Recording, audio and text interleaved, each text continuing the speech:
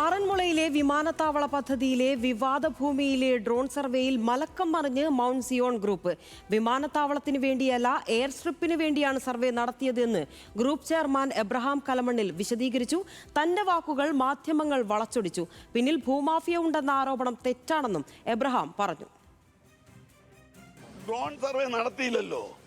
ആരാ നടത്തിയെന്ന് പറഞ്ഞു? ഞാൻ നടത്തിയെന്ന് പറഞ്ഞു. നടത്തുമെന്ന് പറയുന്നത് നടത്തിയതാക്കിയോ നിങ്ങൾ? ഞാൻ നടത്തുമെന്നാ പറഞ്ഞത്, നടത്തിയിട്ടില്ല. നടത്താനായിരുന്നു, നടത്തും എന്നാ പറഞ്ഞത്. നിങ്ങൾ കേട്ടത് അങ്ങനെ ആയിപ്പോ ഞാൻ എന്ത് വേണം? നടത്തിയിട്ടില്ല. ഡ്രോൺ സർവേ നടത്താൻ എനിക്ക് തന്നെ അധികാരം. ഞാനത് നടത്തില്ല. അത് നടത്തിയിട്ട് ഗവൺമെന്റ് നടത്തണം, അല്ല അതിന്റെ ഏജൻസി നടത്തണം. ഞാൻ നടത്തും എന്ന് പറഞ്ഞു. ആറന്മുള MLA അബിൻ വർക്കിക്കെതിരെയും അബ്രഹാം ആഞ്ഞടിച്ചു. വിമാനത്താവളത്തിന്റെ പേര് പറഞ്ഞ് വോട്ട് പിടിച്ചവനാണ് അബിൻ വർക്കി എന്നും അബിന് പത്തനംതിട്ടയെക്കുറിച്ച് ഒന്നും അറിയില്ല എന്നും എബ്രഹാം കലമണ്ണിൽ പറഞ്ഞു. പിന്നെ ഇപ്പം വന്ന അബിൻ ഞങ്ങളോടൊന്ന് ഓടി വന്നിവിടെ നിന്നു. എയർപോർട്ട് പറഞ്ഞതുകൊണ്ടാണ് അവന് ജയിച്ചതെന്നും പറയുന്നു. പാവം ഇന്നലെ വന്ന അബിനെ വർക്കിയോട് ചോദിച്ചാൽ അവൻ ഓടിപ്പോകുന്നതാണ് അവൻ്റെ ബുദ്ധി. ഇവിടുത്തെ പോയിന്റ് മനസ്സിലാക്കുക, അതാണ് എൻ്റെ ബുദ്ധി. അവൻ ബുദ്ധിമാനാ. എന്നാ നിൽക്കുന്നത്? അവൻ അറിഞ്ഞില്ല, കേട്ടില്ല, ഒന്നും അറിഞ്ഞില്ല. വരട്ടെന്ന് സമയമാകുമ്പം MLA എന്നാൽ അത് ചോദിക്കുമല്ലോ, അന്നേരം പറയും. അല്ല ഇപ്പം എന്ന് ചാടിക്കരി പറയുന്നത്. വിവരങ്ങളുമായി ശ്രീരാജ് ബാബു ചേരുന്നുണ്ട്. ശ്രീരാജ്, 2 ദിവസം മുൻപ് കൃത്യമായി അദ്ദേഹം മാധ്യമങ്ങളോട് പറഞ്ഞതാണ് വിമാനത്താവളത്തിന് വേണ്ടി തൻ്റെ ഭൂമിയിൽ ഡ്രോൺ സർവേ നടത്തിയിട്ടുണ്ടെന്ന്. എന്നാൽ അതിൽ നിന്നൊരു കൃത്യമായൊരു മലക്കമറിച്ചിലാണ് ഇപ്പോൾ സംഭവിച്ചുകൊണ്ടിരിക്കുന്നത്. താൻ എയർ സ്ട്രിപ്പിന് വേണ്ടിയാണ് പരിശോധന നടത്തുമെന്നാണ് പറഞ്ഞത്, നടത്തിയിട്ടില്ല എന്നുള്ളൊരു മലക്കം മറിച്ചിൽ അദ്ദേഹം നടത്തുന്നുണ്ട്.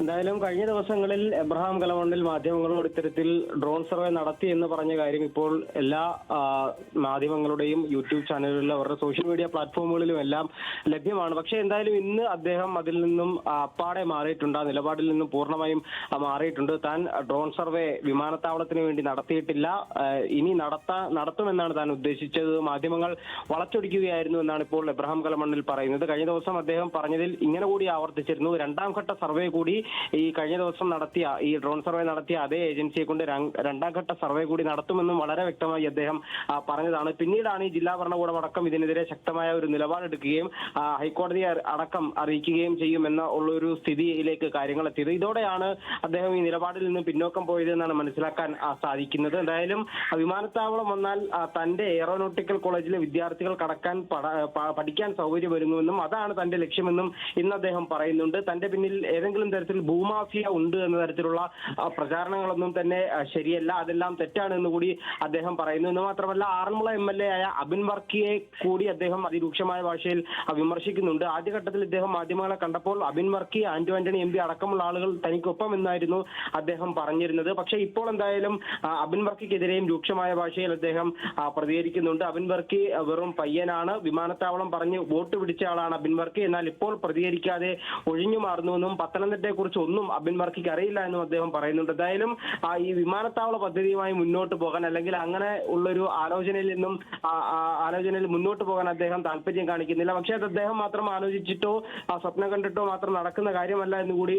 എന്തായാലും തന്റെ വാക്കുകൾ മാധ്യമങ്ങൾ വളച്ചൊടിച്ചതാണ് എന്ന നിലപാടിലാണ് ഇപ്പോൾ കലമണ്ണിലുള്ളത്.